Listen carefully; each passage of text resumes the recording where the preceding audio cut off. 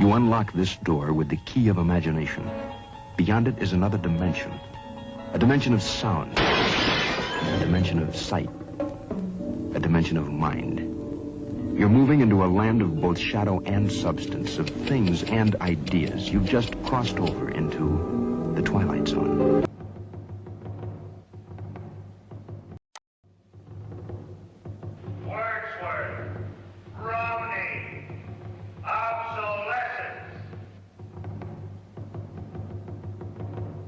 Walk into this room at your own risk, because it leads to the future.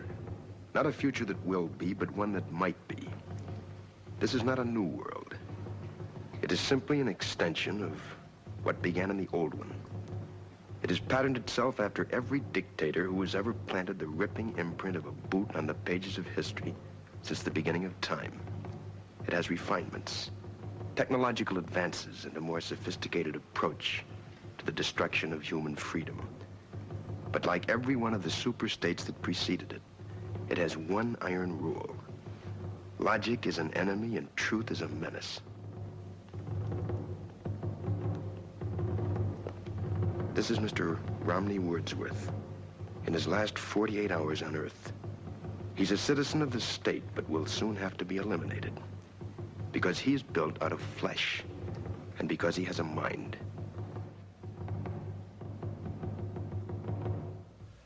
You've been under investigation, Mr. Wordsworth, for the mandatory period of 1 year and 11 months. You're found to be obsolete. The purpose of this hearing is to make a finding in the matter and make a sentence accordingly. Do you understand that, Mr. Wordsworth?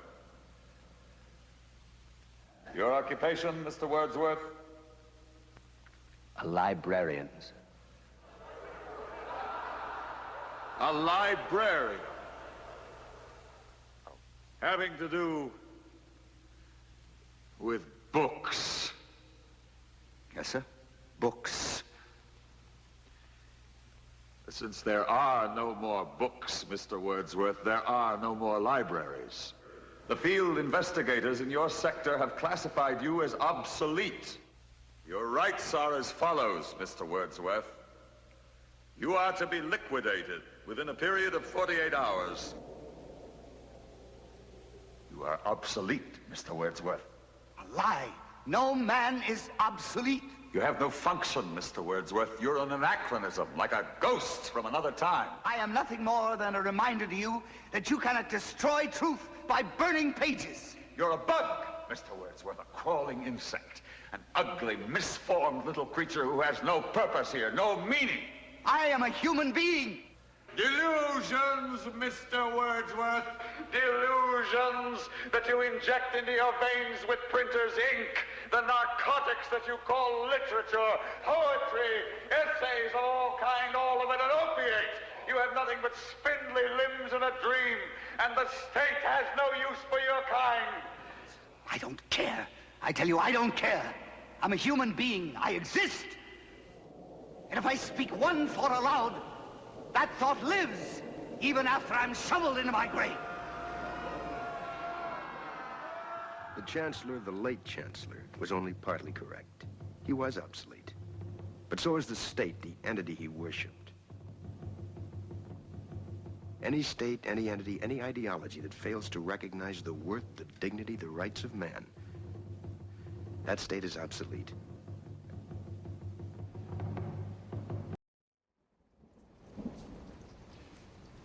I imagine that right now you're feeling a bit like Alice. Tumbling down the rabbit hole? You could say that. I can see it in your eyes. You have the look of a man who accepts what he sees because he is expecting to wake up. Ironically, this is not far from the truth. Do you believe in fate, Neo? No. Why not? Because I don't like the idea that I'm not in control of my life. I know exactly what you mean.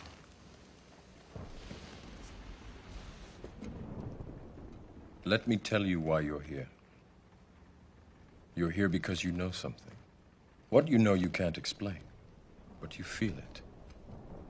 You felt it your entire life, that there's something wrong with the world. You don't know what it is, but it's there. like a splinter in your mind, driving you mad. It is this feeling that has brought you to me. Do you know what I'm talking about? The Matrix. Do you want to know what it is? The Matrix is everywhere. It is all around us. Even now, in this very room. You can see it when you look out your window or when you turn on your television. You can feel it when you go to work, when you go to church, when you pay your taxes.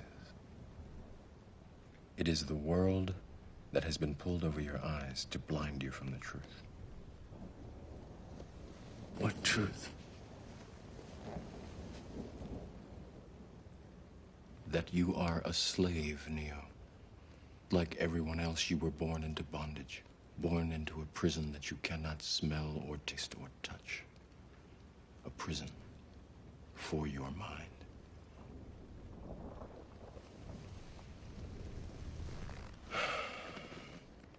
Unfortunately, no one can be told what the Matrix is.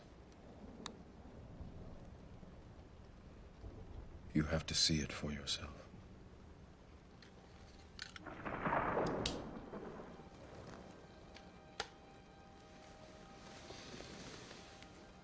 This is your last chance. After this, there is no turning back. You take the blue pill, the story ends. You wake up in your bed and believe whatever you want to believe. You take the red pill, you stay in Wonderland, and I show you how deep the rabbit hole goes.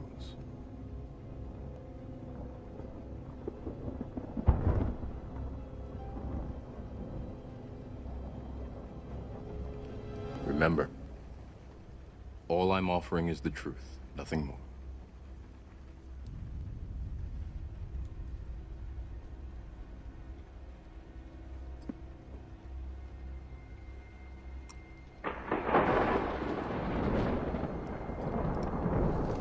Follow me.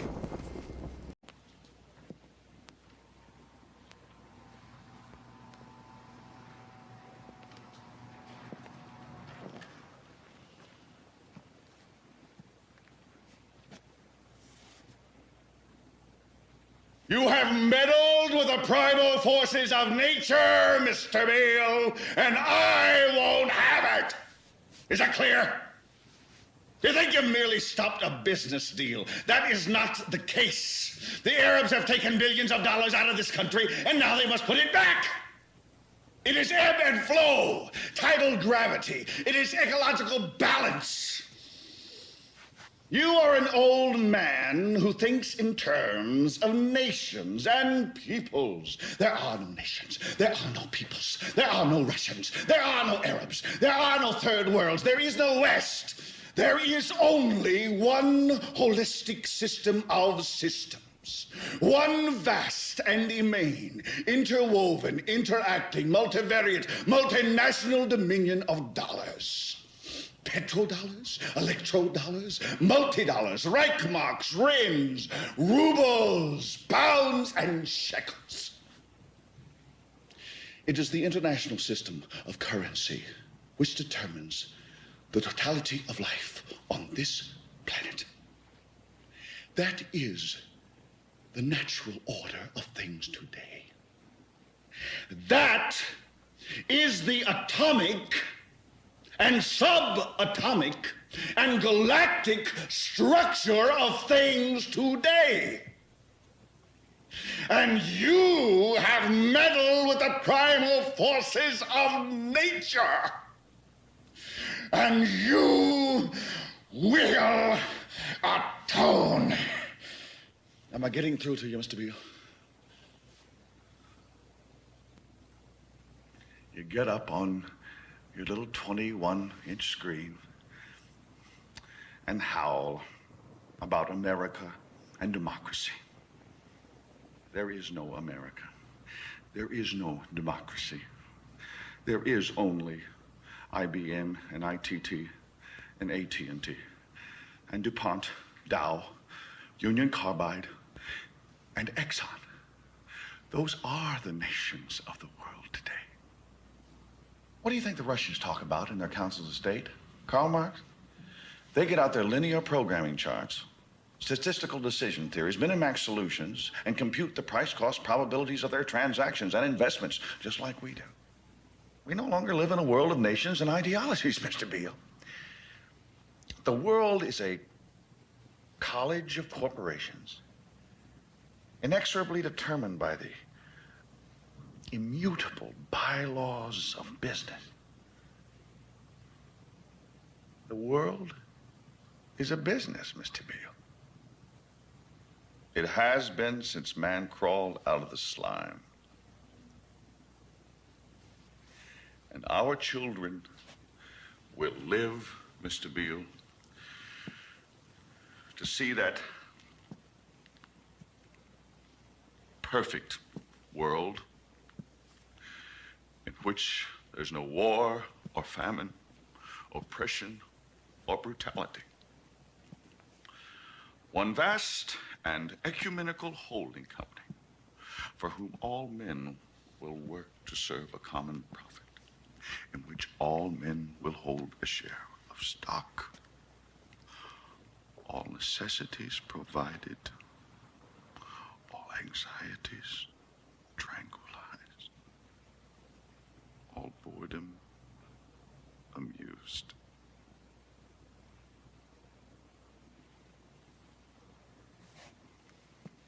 And I have chosen you, Mr. Beale, to preach this evangel. Why me? Because you're on television, dummy. 60 million people watch you every night of the week, Monday through Friday. I have seen the face of God. You just might be right, Mr. Beale. You've understood the reality of the past and of the present, Winston. Now, what of the future? A question. How does one man assert power over another? By making him suffer. Exactly. Obedience is not enough. Power is inflicting pain and humiliation, otherwise you cannot be sure. Power is tearing human minds apart and putting them together again in new shapes of your own choosing. Power is not a means, it is an end. In our world, there will only be triumph and self-abasement. Everything else we shall destroy. The past is forbidden. Why? Because when we can cut man from his own past, then we can cut him from his family, his children, other men. There is no loyalty except loyalty to the party. There is no love except love of Big Brother. All competing pleasures we will destroy. If you want a vision of the future, Winston, imagine a boot stamping on a human face forever.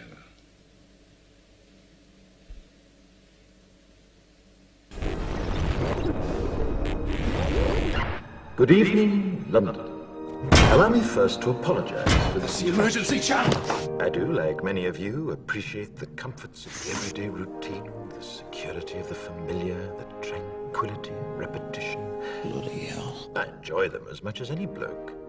But in the spirit of commemoration, whereby those important events of the past, usually associated with someone's death or the end of some awful bloody struggle, are celebrated with a nice holiday, I thought we could mark this November the 5th, a day that is sadly no longer remembered, by taking some time out of our daily lives to sit down and have a little chat. There are, of course, those who do not want us to speak.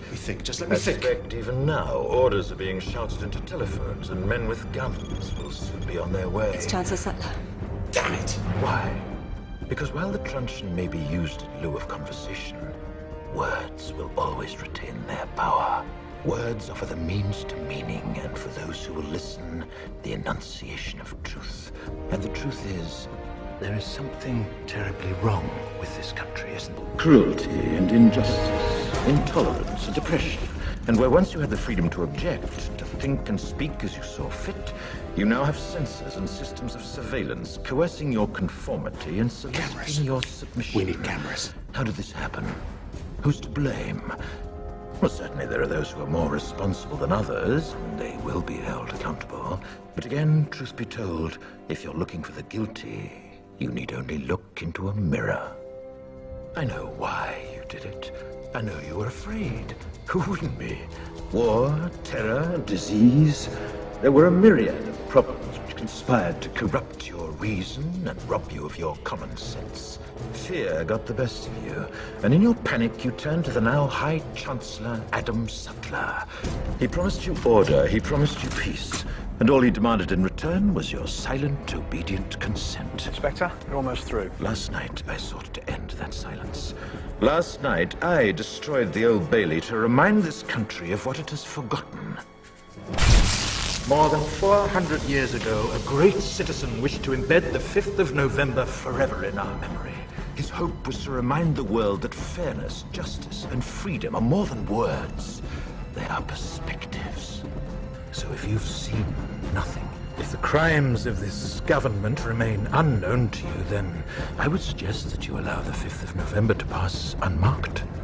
But if you see what I see, if you feel as I feel, and if you would seek as I seek, then I ask you to stand beside me 1 year from tonight, outside the gates of Parliament, and together we shall give them a 5th of November that shall never, ever be forgotten. Proyecto Segunda República.